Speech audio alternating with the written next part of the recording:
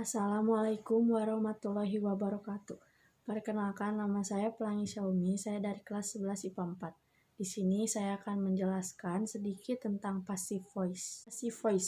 Passive voice adalah suatu bentuk kalimat di mana subjek kalimat menerima aksi, bukan melakukan aksi. Tidak seperti active voice yang fokus terhadap pihak yang melakukan aksi atau door of action. Bentuk ini lebih berfokus kepada pihak atau objek yang menerima hasil dari suatu aksi tersebut atau receiver of action. Contoh kalimat aktif yaitu my parents plant some flowers, itu pelaku aksi.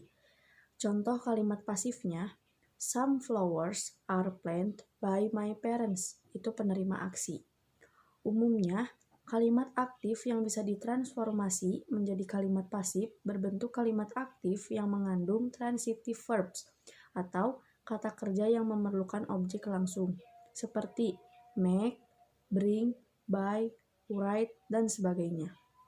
Sebaliknya, kalimat pasif yang mengandung intransitive verbs atau kata kerja yang tidak memerlukan objek langsung, seperti cry, swim, go, arrive, dan die, tidak bisa diubah menjadi kalimat pasif.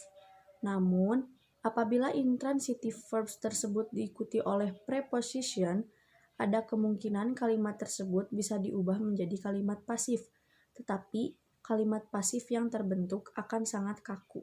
Nah, sekarang saya akan menjelaskan tentang fungsi dari passive voice. Kalimat pasif atau passive voice digunakan untuk menunjukkan ketertarikan pada seseorang atau objek yang dikenai tindakan dan bukan seseorang atau objek yang melakukan tindakan. Jadi, hal atau orang yang terpenting akan menjadi subjek kalimat. Contohnya, yang pertama, the passive voice is used frequently, yang artinya kita tertarik dengan kalimat pasif, bukan siapa yang menggunakannya. Dan dari kalimat tersebut, yang digarisbawahi adalah is used-nya. Dan contoh kedua, the house was built in 1654, yang artinya kita tertarik dengan rumahnya, bukan siapa yang membangunnya.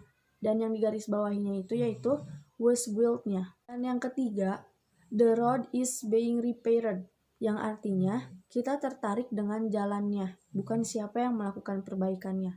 Dan yang digarisbawahinya yaitu is being repaired. Nah, nanti saya di sini bakal naruh rumus dari passive voice-nya berupa tabel kayak gitu ya. Sekarang saya akan menjelaskan tentang bentuk-bentuk dari passive voice. Bentuk-bentuk dari passive voice ada 4 macam. Yang pertama, bentuk passive voice dengan tense. Kalimat pasif atau active voice dalam bahasa Inggris terdiri dari 2 unsur, yaitu bentuk kata kerja to be yang sesuai plus past participle. Contoh bentuk kalimatnya. Yang pertama ada bentuk tunggal. Nanti kalau misalkan emang gak jelas dari cara bicara saya, nanti akan ada di sini. Yang pertama bentuk tunggal. Dari kalimat positifnya, the house was built in 2010.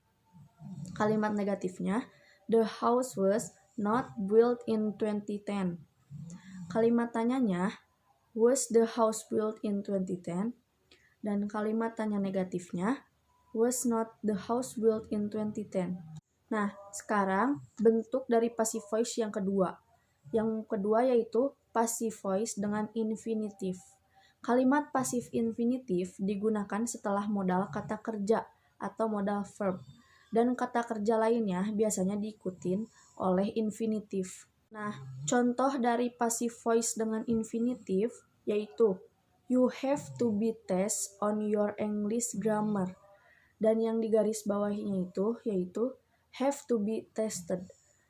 Dan yang kedua, I expect to be surprised on my birthday. Nanti bakal ada di garis bawahinya ya, ini di sini aja. Bentuk dari passive voice yang ketiga yaitu passive voice dengan gerund.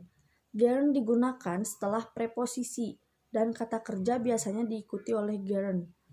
Contohnya, yang pertama, I remember being taught to drive. Dan yang kedua, most film stars had been interviewed. Nanti bakal saya tulis di sini dan ada di garis bawahnya. Nah, dan bentuk passive voice yang keempat yaitu menggunakan to be born.